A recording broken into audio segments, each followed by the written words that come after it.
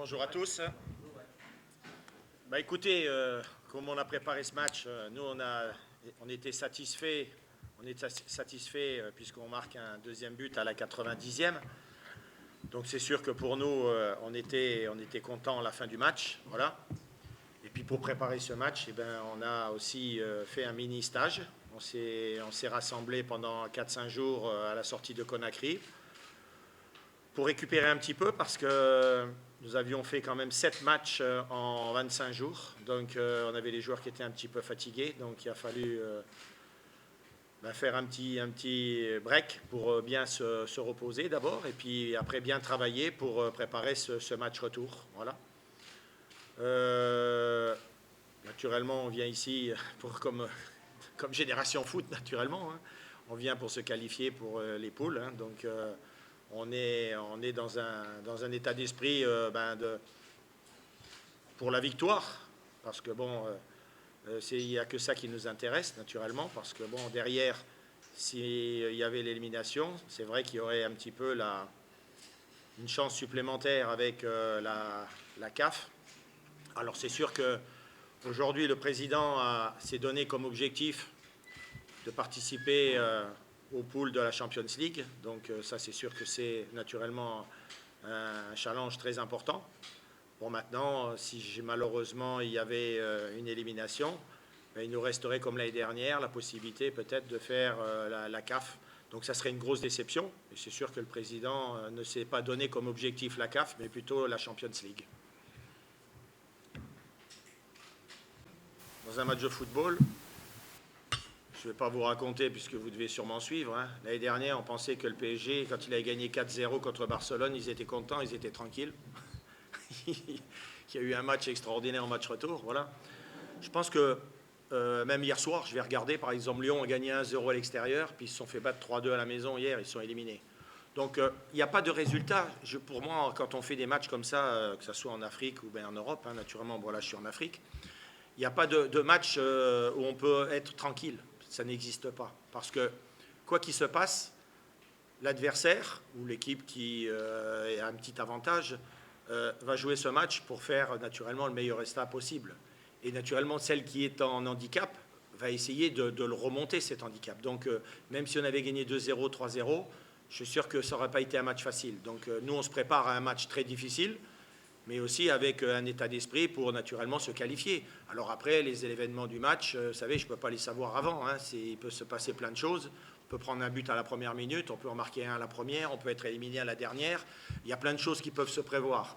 Donc, bon, moi, ce qui m'intéresse le plus, naturellement, c'est d'aligner la meilleure équipe possible. Et puis, naturellement, après, de faire le meilleur résultat pour nous qualifier. Quand je vous dis qu'on a fait 7 matchs en 25 jours, c'est pas comme si on avait fait 3 matchs dans la même semaine. Et puis après, derrière, on faisait un petit break.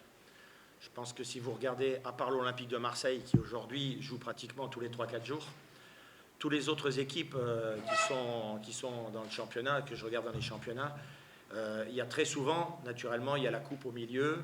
Il y a pour certaines équipes, il y a la coupe d'Europe, on va dire, puisque c'est comme ça que je vais appeler ça en Europe. Et donc, ça se passe sur une semaine. Mais là, quand tu fais pendant 3 semaines, tous les 3 jours, ce n'est pas des robots qu'on a, ce n'est pas des joueurs qui peuvent être constamment être à leur meilleur niveau. Donc ça aussi, c'est peut-être un petit handicap. Et donc c'est pour ça que le break nous a fait énormément de bien, parce que ça a permis aux joueurs d'abord de récupérer un petit peu, puis après de pouvoir travailler pour préparer le match qui arrive pour demain. Parce que quand tu joues tous les 3 jours, tu prépares rien du tout. Hein. Tu fais un petit entraînement, récupération, et puis derrière, pof, tu as un autre match. 3 jours après, tu en as un autre, c'est exactement, ou 4 jours après, tu en as un autre. Donc tu ne fais plus rien. Donc pour les joueurs aussi, c'est un petit manque. Et je pense que de faire un petit break et de travailler derrière, ça va amener sûrement pour moi une possibilité avec les joueurs d'être mieux sur le plan physique. Après, tu m'as demandé. Oui, moi je ne fais pas trop attention à ça. Moi, ce que je regarde, c'est les résultats de mon équipe quand on joue. C'est vrai que bon, si on regarde que les matchs de Champions League ou de CAF de l'année dernière, c'est vrai qu'on a fait des matchs de qualité. À la maison aussi, hein, parce que bon, quand on perd contre l'Espérance de Tunis, ou quand on fait Mazembe, je pense qu'on fait des bonnes rencontres à la maison. Ce qui nous a manqué un petit peu, c'est l'efficacité.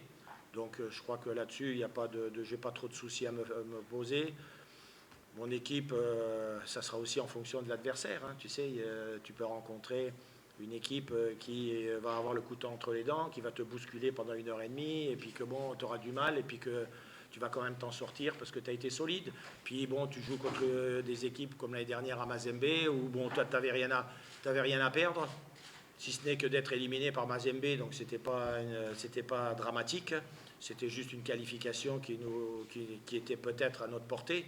Mais bon, après, on se pose moins de questions sur l'élimination. Donc bon, moi aujourd'hui, ce qui m'importe, moi, c'est de savoir d'abord que mon équipe soit bien, qu'elle soit sur le plan physique, qu'elle soit bien. Et puis après, bon, naturellement, on a des joueurs qui ont de l'expérience, on a des joueurs qui ont naturellement de la qualité, comme en face, hein, de toute façon.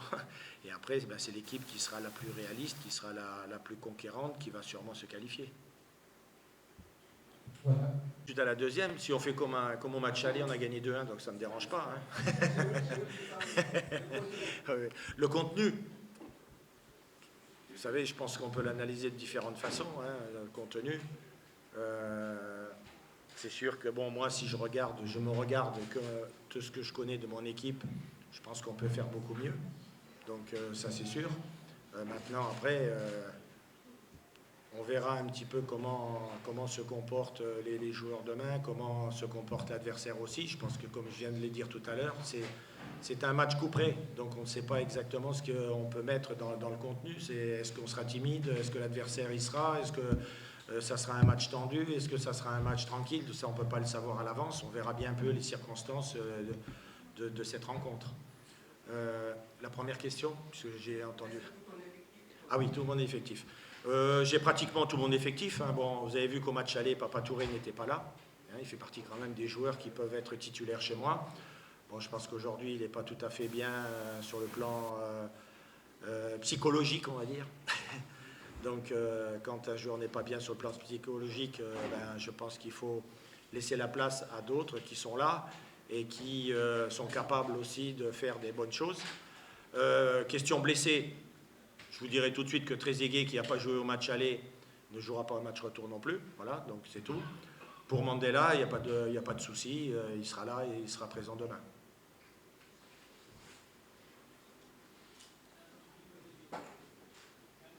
Je me sers de l'expression qu'on connaît en face. Jamais 203.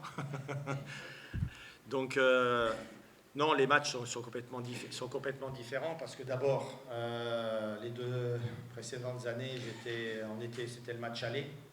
Là, c'est le match retour. Donc, il y a déjà un petit peu pour nous un petit changement dans l'approche du match. Mais après, bon, je pense que Génération Foot a déjà aussi, par rapport à Gorée, à l'AS Douanes, dans le championnat, l'année qu'ils ont été champions, ils sont déjà dans le haut du classement. Ils montrent que ce qu'ils ont fait l'année dernière, c'était déjà quelque chose de très positif, hein, puisque tu passes de la D2 en D1 et tu es champion. Je pense que les 2 autres avaient fait la même chose aussi. Mais par contre, sur l'année qui a suivi, ils se sont un peu écroulés. Par contre, je vois que Génération Foot est toujours en tête du championnat.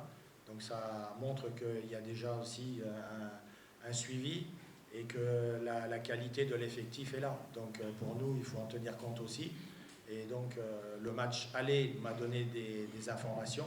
Bon, maintenant, le match retour, on va essayer, nous aussi, de s'en servir pour naturellement être à notre meilleur niveau, puis tout faire pour se qualifier pour le tour suivant.